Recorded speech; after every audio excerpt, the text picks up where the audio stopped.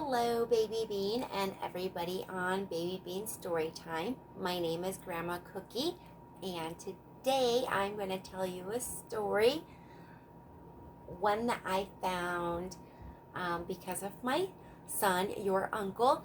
He went to a play when he was in first or second grade, I can't remember which one, and I got to tag along with, and it was called Pinkalicious. So, I want you to find your favorite reading spot, grab your favorite stuffed animal, maybe your favorite blankie. Today we are going to read Pinkalicious and the Flower Fairy. I'm not sure who it's written by. Victoria Kann. I found this book at the library. I want a flower fairy to visit my garden, I said to my brother Peter.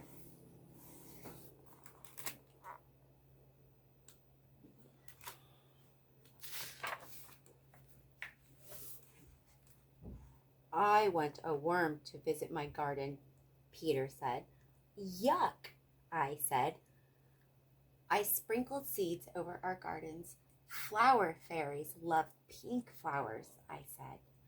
Worms love mud, Peter said. I raked and watered my garden. Vroom, Peter yelled.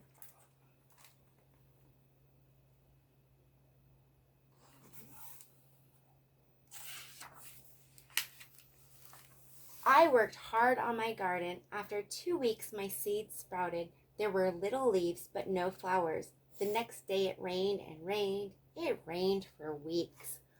When the sun finally came out, I ran outside to see my garden. Now all my plants will bloom. There was a lot of green. Where's all the pink? I wondered.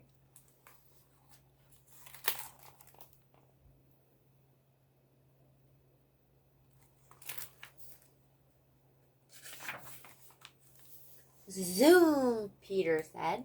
He drove his truck through his garden. He made roads with his shovel. Calling all worms, he said. Take a ride on my racetrack. I had an idea. I need to show my flowers how to grow.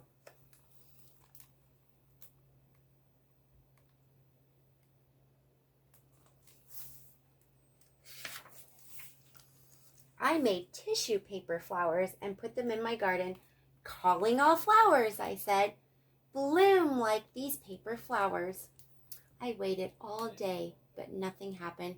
How would I ever see a flower fairy without any real flowers? I was too sad to garden.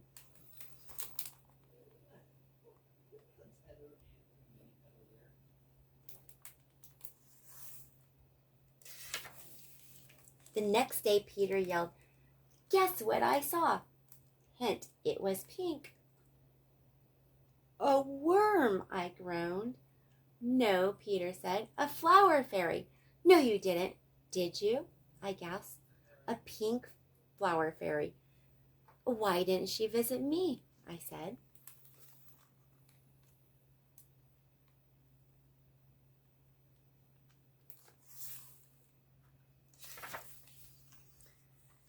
My garden is better, Peter said proudly. I looked at his garden and looked at mine. Peter was right.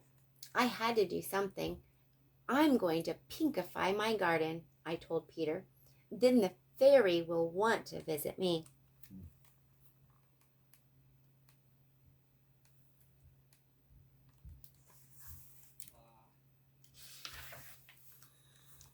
Molly came over to help.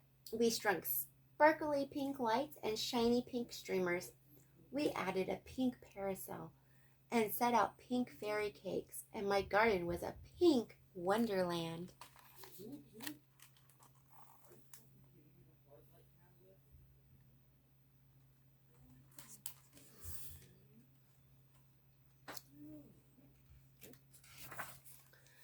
I put on music, and Molly and I danced like fairies. It was very loud, very fun, and very pink.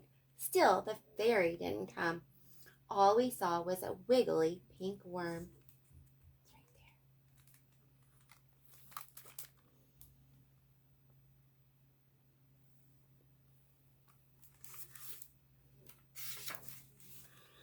My mom looked out the door. "It's time to clean up," she said. We began packing up my pink belongings. Soon my garden was plain again. It was time for Molly to go home. "We didn't see a fairy," I said. Molly gave me a hug. "Don't be sad," she said.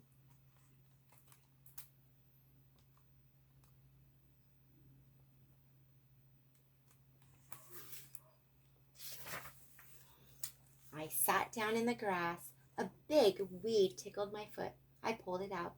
Behind it was a pink flower. I pulled out more weeds. I couldn't believe it. My garden was beautiful. There were flowers hidden among the weeds all along. I smelled a fragrant pink flower. "Hello," said a little voice.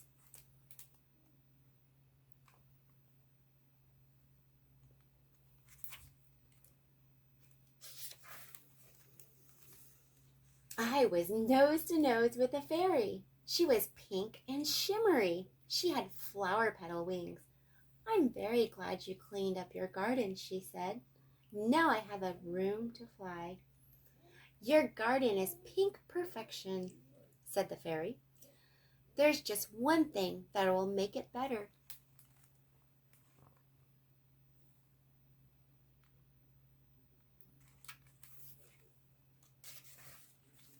I knew exactly what that was. "Fairy magic!" I cheered. The fairy fluttered her wings. Sparkles rained down. More flowers grew and bloomed, making a beautiful arch. "Wow!" Peter and I said.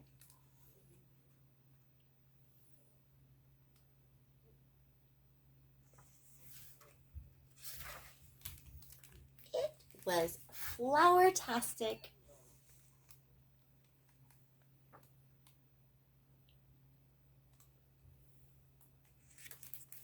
I hope you enjoyed today's story. I don't know if you know this, Baby Bean, but in the background here, I changed the sign up for every book because I love to do art and crafts and stuff. So I can't wait until you're old enough so we can do stuff like that. Paint, make paper mache stuff, do all kinds of fun stuff, and garden just like Pinkalicious did. I can't wait.